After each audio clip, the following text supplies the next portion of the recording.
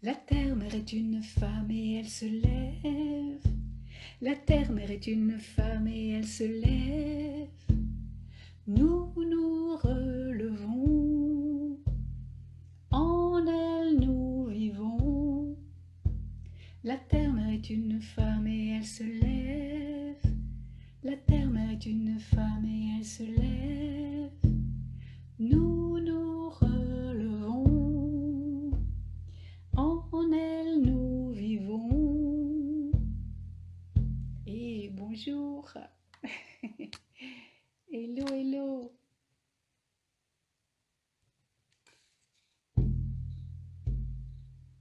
J'ai pris le tambour ce matin.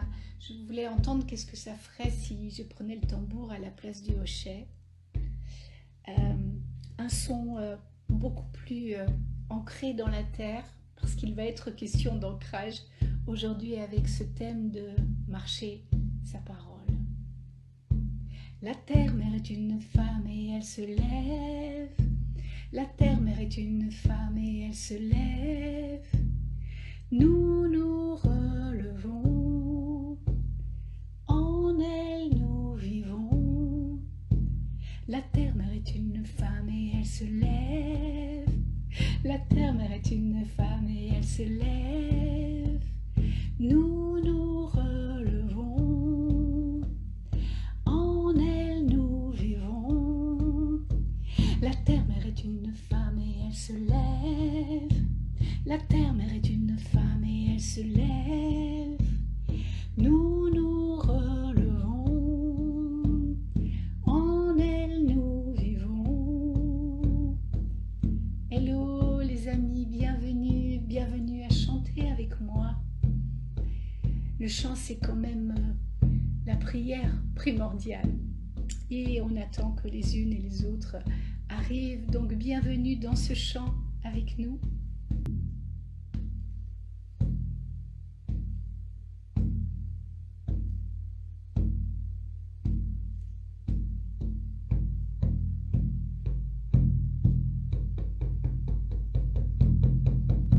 La terre-mère est une femme et elle se lève. La terre-mère est une femme et elle se lève. Nous nous relevons, en elle nous vivons.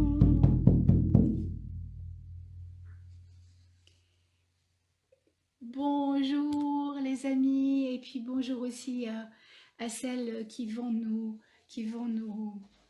rejoindre ensuite pour ce temps sur marcher sa parole. Vous avez entendu comment j'ai bougé le tambour avec ce chant.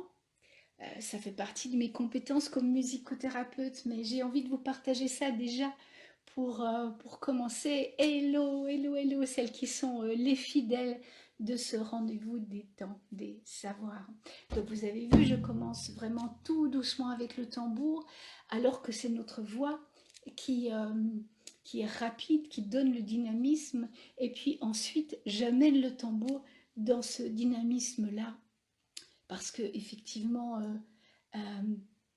c'est bien ça que ça nous demande, un certain dynamisme d'être ancré et en lien avec la terre-mère. Je le referai encore une dernière fois. Euh, voilà, ce sont des petites astuces entre le tambour et la voix qui, si vous êtes voilà, des femmes qui accompagnent d'autres femmes au tambour, ce sont des petites astuces qui rendent les chants, qui dynamisent les chants d'une autre manière, qui rend en fait le symbolisme des paroles beaucoup plus actif grâce au tambour. Voilà. Eh bien, bonjour, bonjour, bonjour. Alors, voilà, il faut que je descende ça. Voilà, bonjour à vous. Et aussi bonjour à Alison, Alice, ça me fait très très plaisir. J'espère que tu comprendras aussi qu'est-ce que je dis en, en français. Voilà, ce thème de marcher sa parole. J'ai découvert ce proverbe dans les années 90, 90, lorsque je me suis intéressée à la culture amérindienne. Marcher sa parole est un proverbe amérindien. Là, je ne pourrais plus vous dire vraiment de quel clan il s'agit. Peut-être que c'était Navajo à l'époque. Et j'ai été très touchée d'abord par ce proverbe, justement parce qu'il était issu de peuples tellement bafoués. Ce sont des peuples qui ont donné leur parole, qui ont serré la main des colons et qui ont décidé de certains traités, qui ont décidé de certaines actions, de certaines conséquences sur leur peuple, qui ont accepté certaines choses, d'autres ils les ont subies, mais là nous sommes en train de voir qu'est-ce que nous donnons comme parole, et ils ont entendu les colons donner leur parole. Ils ont entendu le gouvernement américain donner leur parole. Ils se sont peut-être serré la main. Et dans ces temps anciens, il y avait l'habitude aussi de se donner des cadeaux. Donc, pour pas rester en dette finalement avec un autre chef avec lequel on était en accord, on se donnait un cadeau. Et si possible, des cadeaux de même valeur, entre guillemets. Il ne s'agit pas ici d'argent, mais il s'agit vraiment de valeur symbolique pour ne pas être en reste, c'est-à-dire ne pas rester débiteur de quelqu'un d'autre. Donc une fois qu'on avait donné sa parole, il fallait la marcher.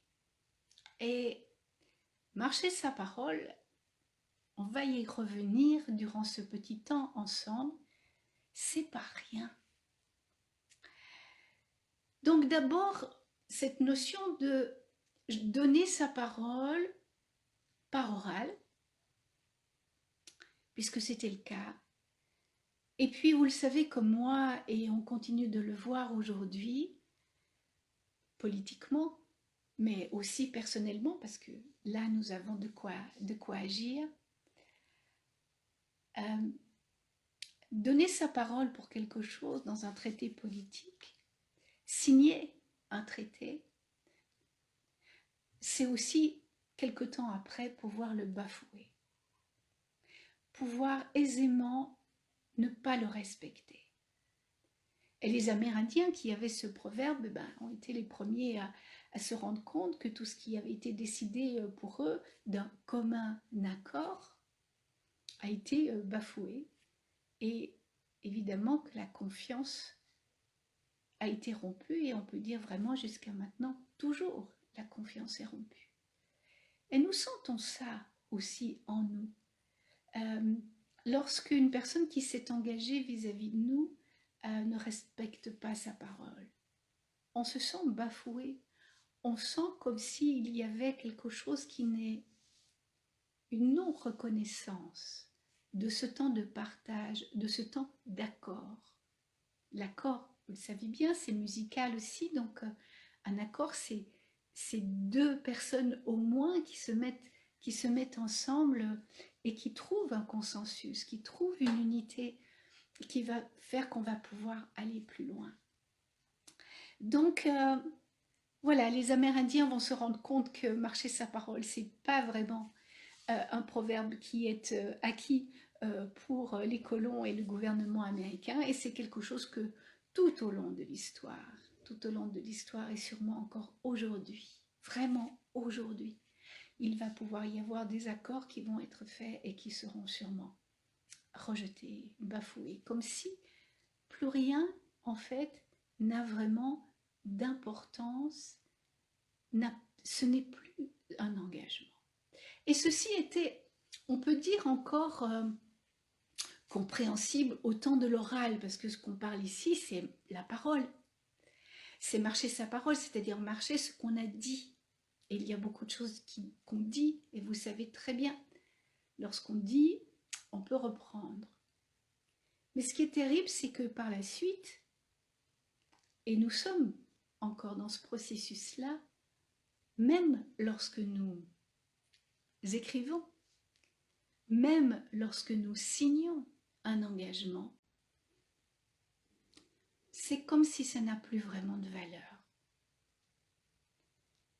Et ça me questionne beaucoup. Ça me questionne beaucoup sur notre lien à l'engagement. Et je suis sûre que beaucoup d'entre vous qui me suivez là maintenant, qui créez vous-même vos ateliers, qui proposez vos formations, vous sentez ça. Il y a quelque chose qui se dissout dans l'air par rapport à l'engagement et on va un petit peu questionner ça.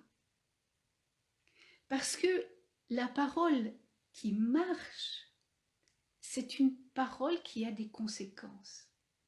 C'est une parole qui va nous faire agir en conséquence. Et ce mot agir pour moi a une grande importance. Alors il y a effectivement marcher sa parole pour soi, c'est-à-dire quelque chose que je dis, je m'y tiens. Et donc il y a un respect de soi-même là-dedans. Il y a un respect de soi. Il y a dans ce respect, je crois, le fait d'être aussi l'exemple. Dans marcher sa parole, et c'est un proverbe qui vraiment est chez moi tout le temps, c'est pas simple. C'est vraiment pas simple tous les jours. C'est lourd parfois. Et ça demande de la persévérance. Ça demande de continuer un chemin alors qu'il y a plein de choses qui ont évolué entre-temps. Ça aussi, on va en parler de cette évolution. Mais est-ce que je peux être un exemple pour les autres, pour mes enfants, pour mes petits-enfants, ou pour les personnes que je forme ou à qui j'enseigne? Est-ce que je peux être l'exemple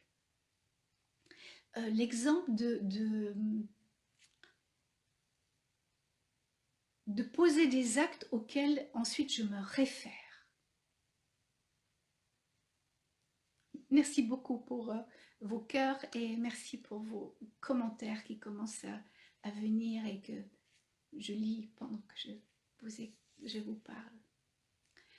Donc moi j'ai à cœur comme enseignante d'essayer, on fait de son mieux, d'essayer d'être exemplaire dans marcher sa parole et de ne pas dire une chose et après d'en faire une autre. Vous voyez ce genre de choses, hein? Je suis sûre que ça vous est arrivé et après on n'est pas très bien avec ça. Mais on va voir aussi pourquoi est-ce que ça nous arrive et pourquoi ça nous arrive de plus en plus souvent. Alors il y a quelque chose de l'ordre de l'authenticité là-dedans. Quand je m'engage, quand je signe à quelque part pour quelque chose, et il s'agit aussi même dans les achats, vous voyez, il y a un désir. Il y a un désir et ce désir, il nous pousse en avant, il nous fait choisir telle et telle chose, et voilà. Et puis, moi je questionne dans ce temps des savoirs, je questionne, est-ce qu'on peut prendre le temps après le désir? Le désir, c'est comme une parole en l'air, vous voyez? Est-ce qu'on peut prendre le temps après que la parole ait été en l'air? Waouh, j'ai envie de faire ça, ça me ferait plaisir. Oh, je sens que, je sens. Et les anciens proposaient de toujours prendre 3 jours avant de prendre une décision. Alors après je sens, 3 jours après, est-ce que je peux signer? Est-ce que je peux m'engager? Après le rêve, la nuit, après avoir senti encore, et aussi avoir perçu les conséquences de mon engagement, est-ce que je dis oui? Je ne dis pas forcément oui tout de suite pour me rétracter. Vous voyez comment après, tout le monde se sent mal avec ça. La personne qui s'est engagée et qui se rétracte, et la personne à qui on a donné notre engagement et qui se sent non respectée. Donc, marcher sa parole, c'est faire un pas après l'autre. Et le premier pas du désir, c'est pas celui qu'il faut peut-être retenir. Il faut, il faut peut-être le dessiner, il faut peut-être le chanter, il faut le laisser entrer un peu dans le corps. Il faut voir avec ses proches s'il y a des conséquences. Il faut voir un peu dans le temps. Nous reviendrons sur la notion de temps. Un peu de temps, juste 3 jours peut-être, c'est ce que je peux vous proposer, pour sentir, est-ce que c'est ça que je veux dire? Est-ce que c'est ça qui a du sens, mais pleinement du sens pour moi? Et peut-être que je vais louper plein de trucs. Effectivement, peut-être que je ne peux pas tout faire.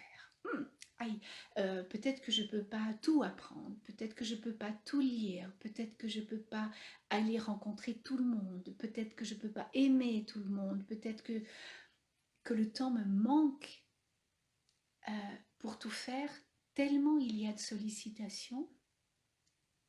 Mais là, je choisis. Et là où je choisis, il y a une racine, comme une racine sous le pied. Il y a là où je décide de m'engager, finalement j'engage tout mon être. J'engage pas juste mon désir et j'engage pas juste ma parole.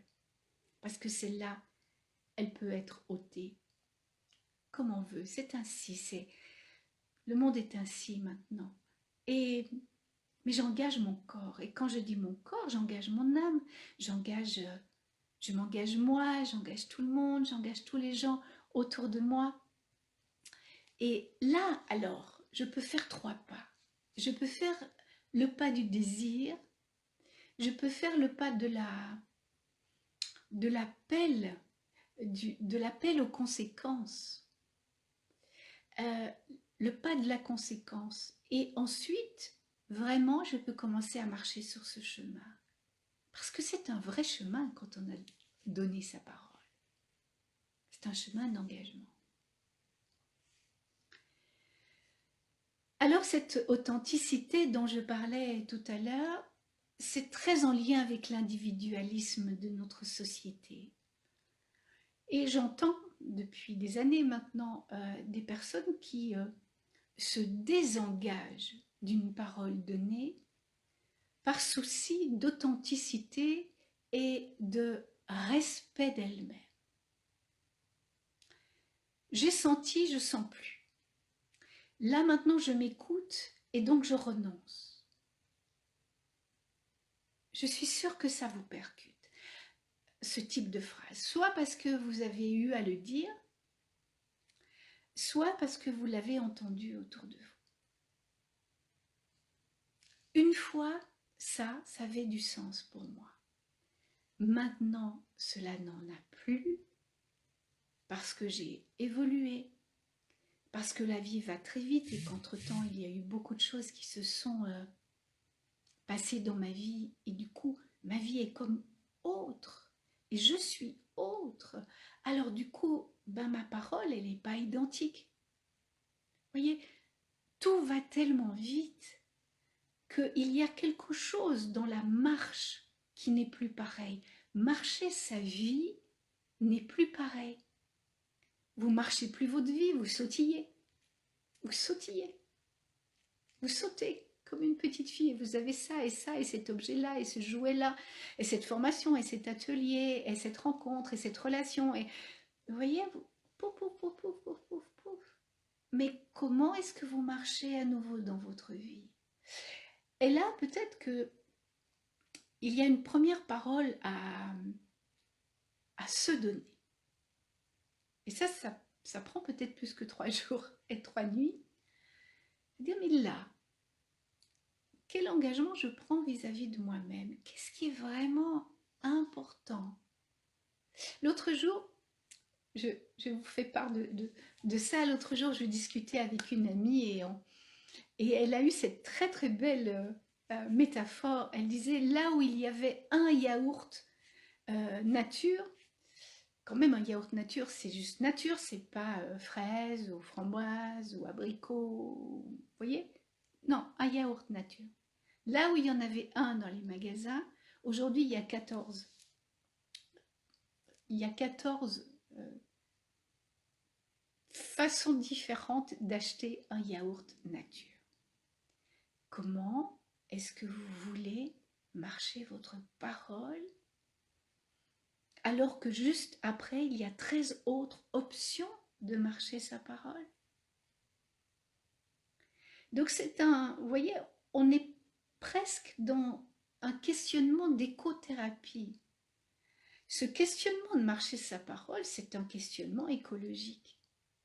Je crois vraiment que ça participe à un retour à qu'est-ce que je veux vraiment pour la planète, pour moi.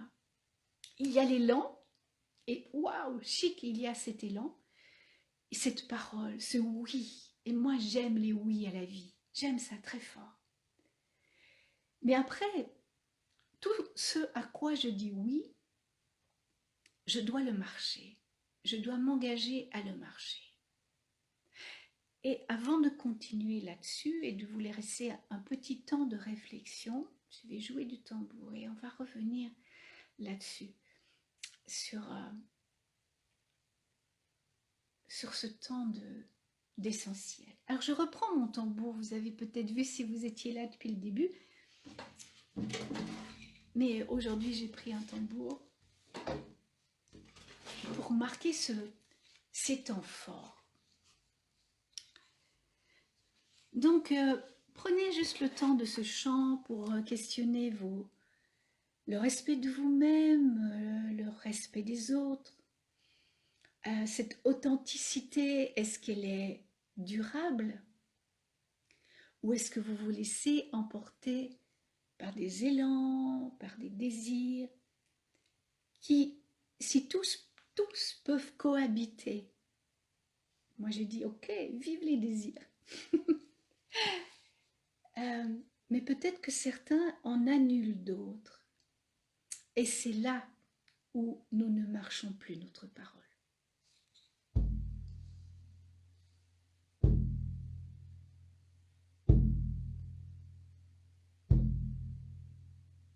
La terre-mère est une femme et elle se lève. La terre-mère est une femme et elle se lève. Nous nous relevons. En elle nous vivons. La terre-mère est une femme et elle se lève. La terre-mère est une femme et elle se lève. Nous nous relevons. En elle nous vivons. La terre-mère est une femme et elle se lève. La terre-mère est une femme et elle se lève. Nous nous relevons. En elle nous vivons. À vous, la terre-mère est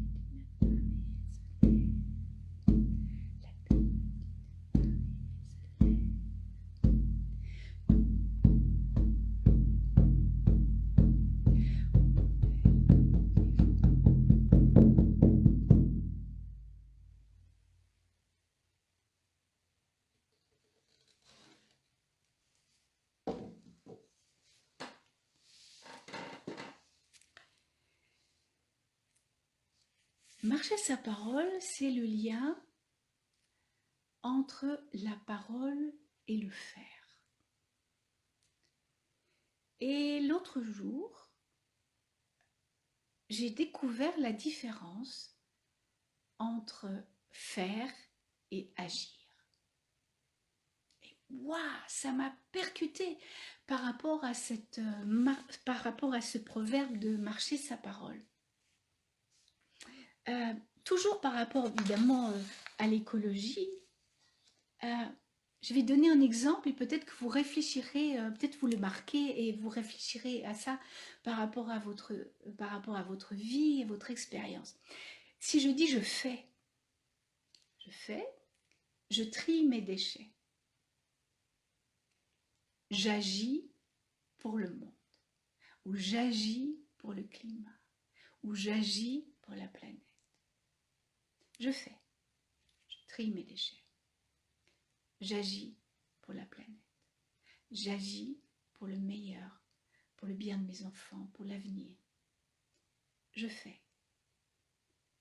Je trie mes déchets. Okay. J'agis pour la planète. Marcher sa parole, pour moi, c'est pas faire. C'est pas seulement faire ce que j'ai dit, c'est savoir qu'en faisant ce que j'ai dit, j'agis. Vous sentez le pouvoir des mots, vous sentez la puissance qui vous est aussi redonnée à travers ça. Votre engagement, c'est pas seulement un engagement moral. Votre engagement, c'est pas non plus seulement vous respecter. Respecter vos besoins, respecter vos envies. C'est agir. C'est du pouvoir personnel. C'est la résonance de votre pouvoir personnel dans le monde.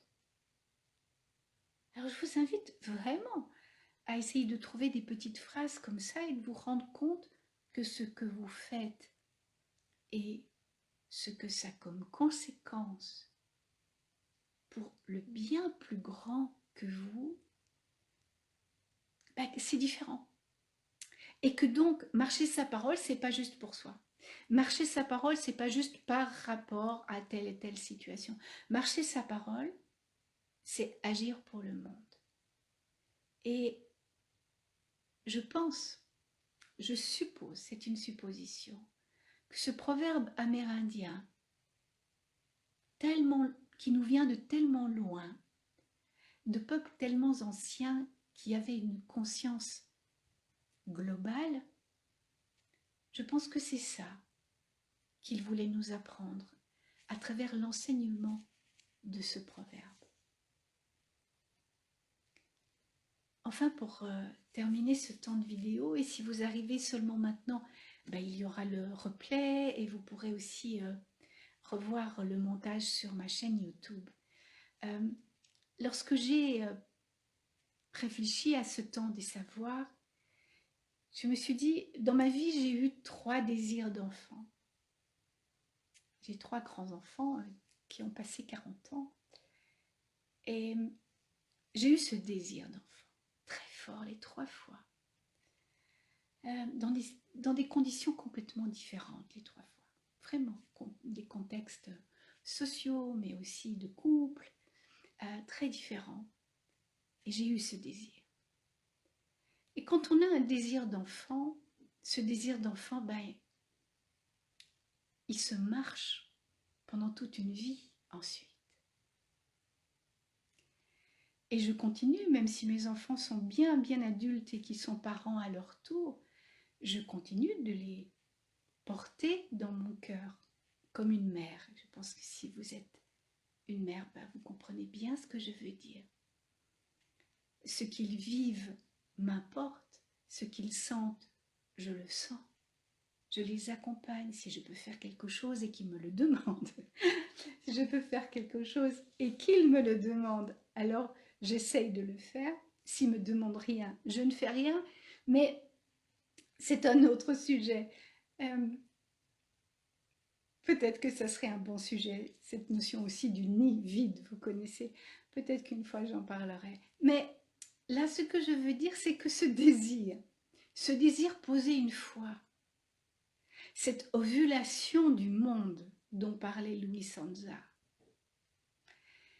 lorsque je désire, j'ovule le monde. J'ovule le monde. Et alors il y a création. Il y a des mondes qui seront créés grâce à mon désir. Alors dans ce temps des savoirs, prenez soin de vos désirs. Prenez soin de votre parole et prenez le temps de laisser mûrir lorsque vous devez vous engager afin de vous respecter et de respecter toutes les personnes qui, du coup, marchent sur votre chemin.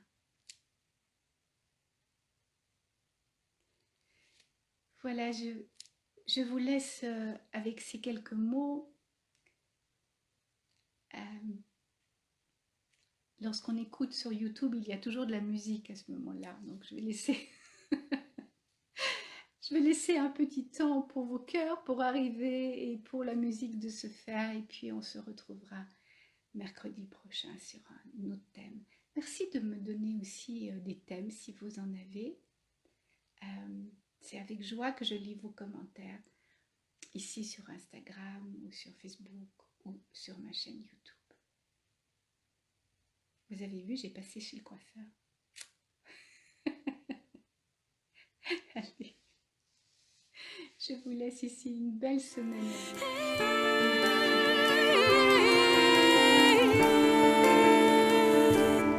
Je t'offrirai des coquillages,